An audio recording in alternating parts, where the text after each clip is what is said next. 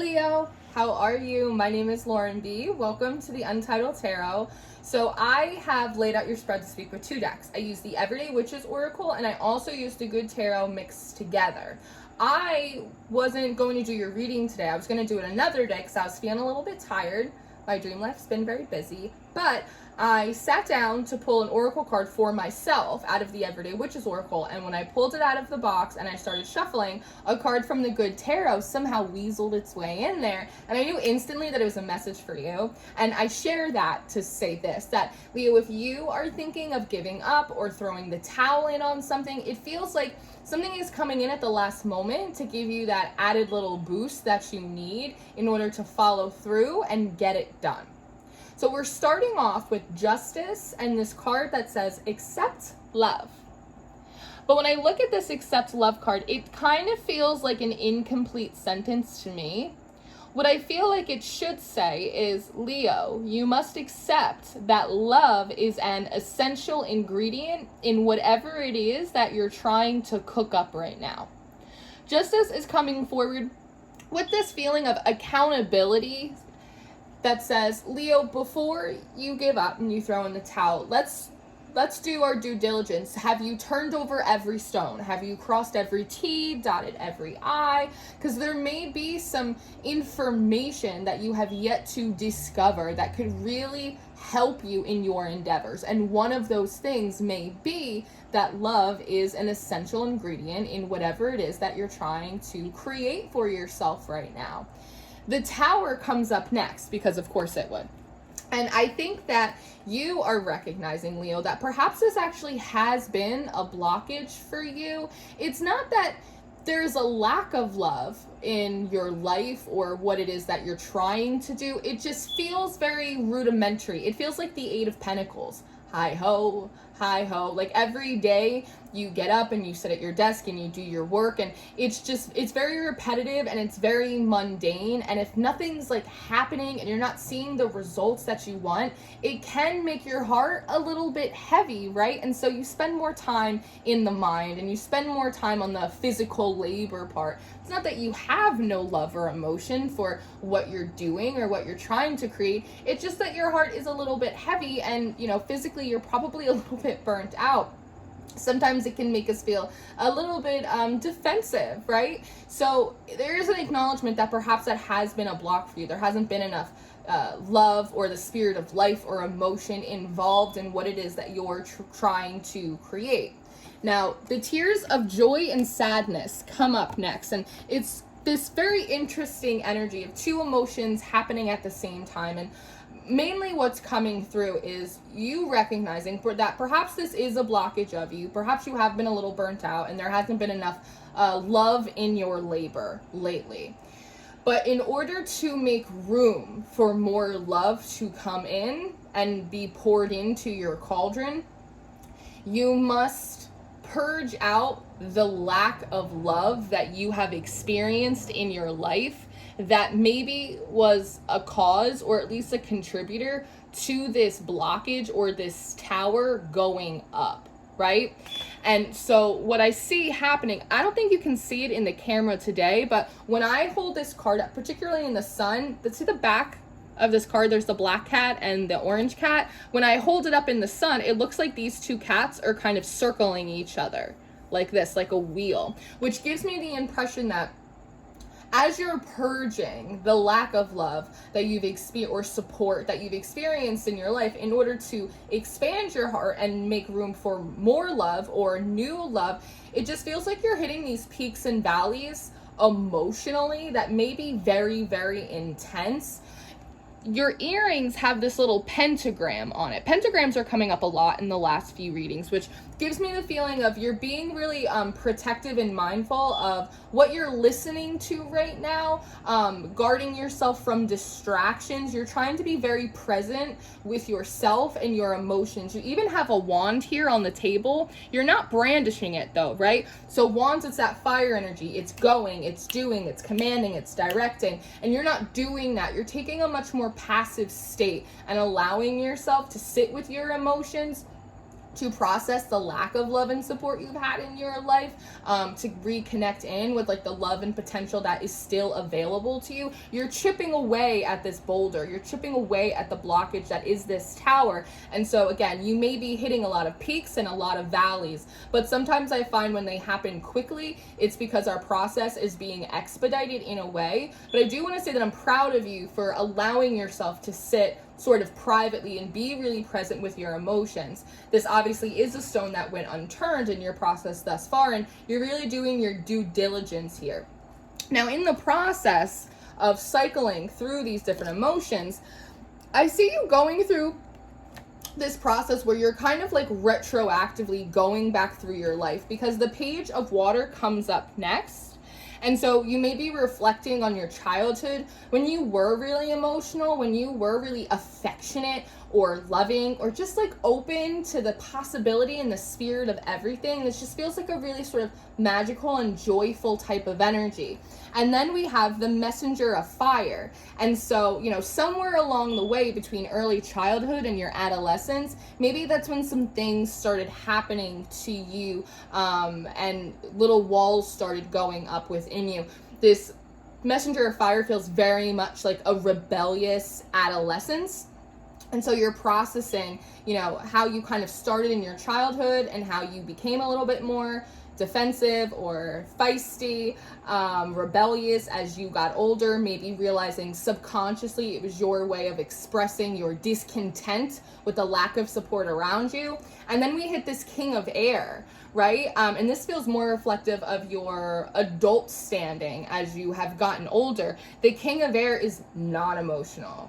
The King of Air is all logic, all reason, no vibes, you know? And so I just see you kind of going through this progression of being so open, so emotional, and like really kind of enjoying the riches of that, to being a little bit discontented, a little bit suspicious, rebellious, to the point where in your adult life, you know, emotions just kind of shut them down. I'm gonna work smarter, not harder, right? It's that type of energy. And it feels like as you're going through these peaks and these pits, you're sort of reverse engineering your life up until this point. But doing so is having such an incredible effect on you, because the Four of Earth comes up next. And it's this feeling, Leo, that as you're doing this, you are like being given something, or you're able to reclaim something that was left or lost, maybe in all three parts of your development up until this point.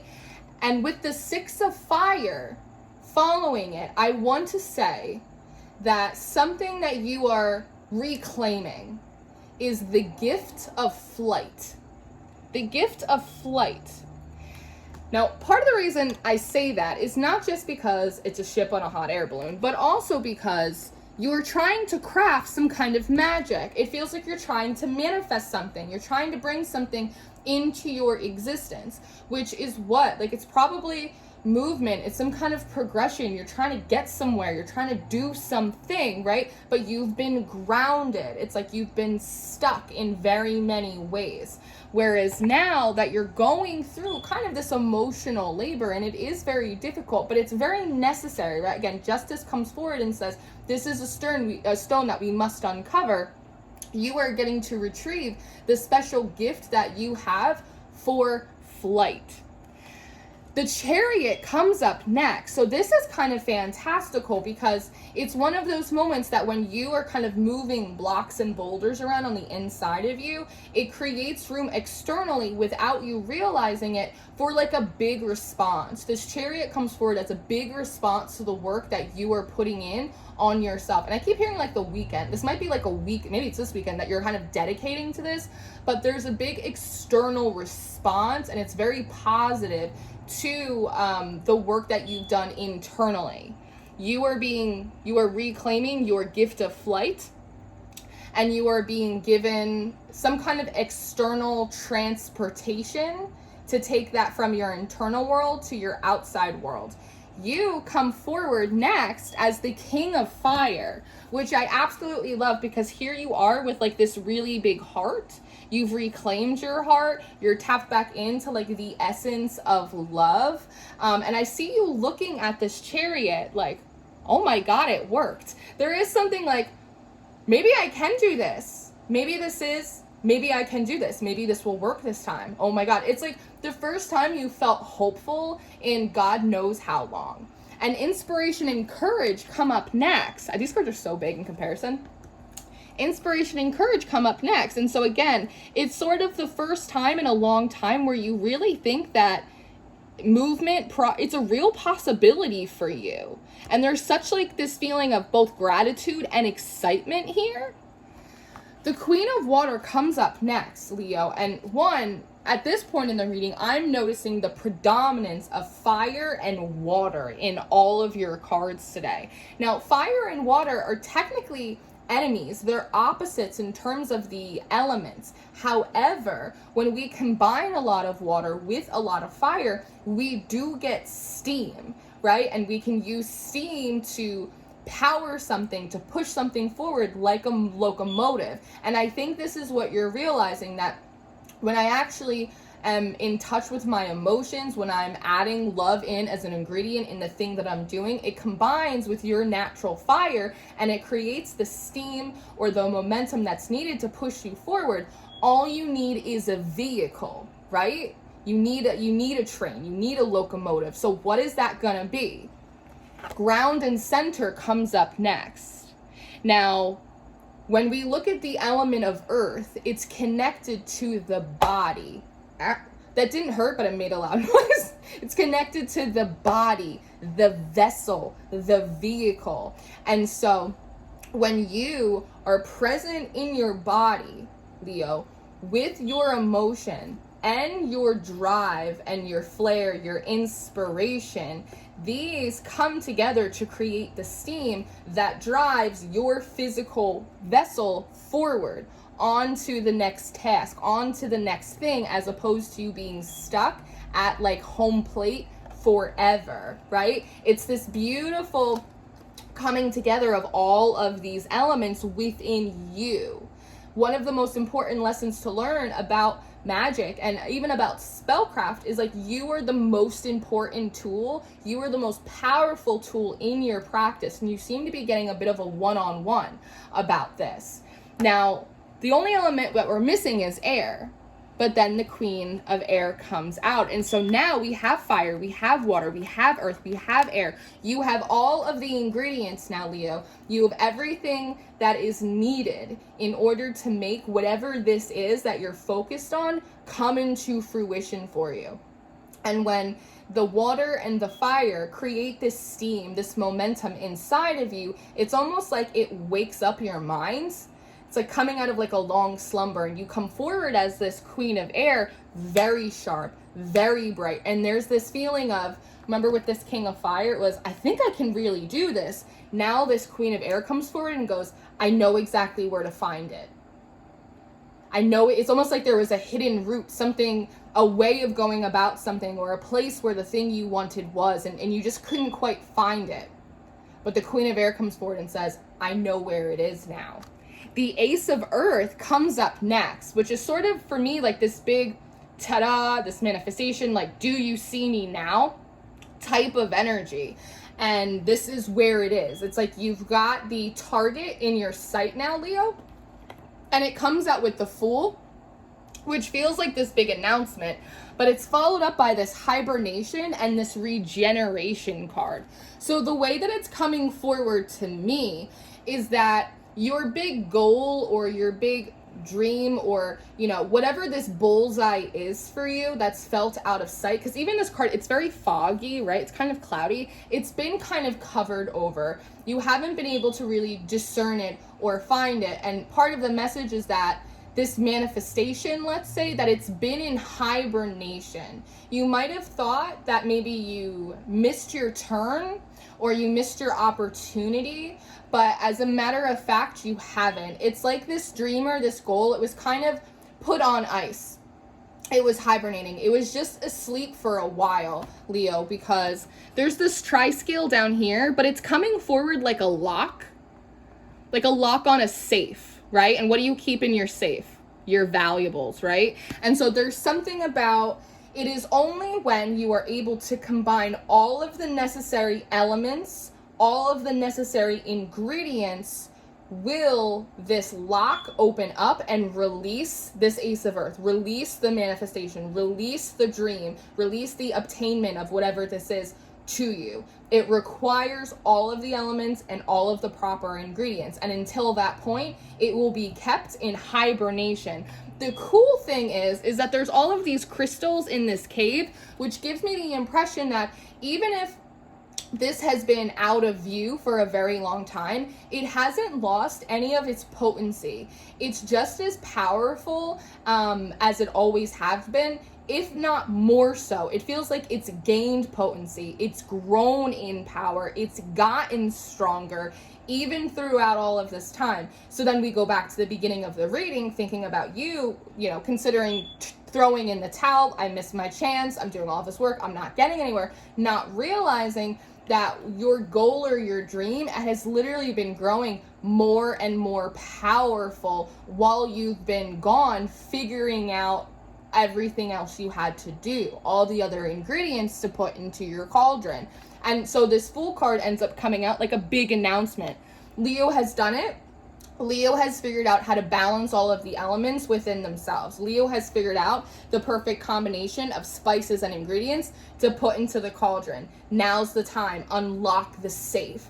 And then it unlocks, and this Ace of Earth comes out, and all of a sudden, again, with this Queen of Air, your bullseye is finally in sight. Now, the Eight of Water comes up next, and it's coming out with temptation, which I think is really interesting. This Eight of Water feels like, see how you're getting on the ship? Again, this gift of flight. This feels like you gathering all of your pearls of wisdom, all of these new lessons that you have learned, and preparing to, again, you as the vehicle, go and get this Ace of Earth. It feels like it's stationary, like it is where it is, like you have to go to it, Leo. Remember, you have the steam and you have this water and this fire creating the momentum forward. So it's obviously something that you are meant to go and get, right? We had to put that wand down for a moment, but it's time to pick it back up. And the interesting thing is, like, you're going towards this temptation card, which makes me feel like whatever this Ace of Earth represents for you, at one point, it didn't feel like devil energy. It didn't feel like temptation. It felt like love. See how there's a heart carved out of it? It felt like love. But over time, when it felt unobtainable, or when your work wasn't paying off for you, or things just got really difficult, it started to take on this devil energy. It started to feel like a pipe dream, or feel like you weren't allowed to have it, or it was too good for you, or it was unobtainable for you. So, you know, there's almost this energy of like resentment or obsession, like just the energy around it became a little bit muddied because it made you feel dejected the more you tried to move towards it and the more it moved away from you. But the Five of Fire comes up next, and this is one of my favorite cards because she's got this cheeky little smirk on her face. It's this I know something you don't know, this ace up my sleeve energy. And what she says to me is this realization that you're having, that whatever the Ace of Earth represents for you, that it's not too good for you, that it's not unobtainable, that it hasn't been purposefully withheld from you because you hadn't learned enough or you're not good enough. That's not what it's about. That it's about the ace up your sleeve. It's just about balance. Like, it's not personal. It's just about balancing the elements within yourself. Again, getting the right ingredients that you need to unlock whatever it is that you're trying to do.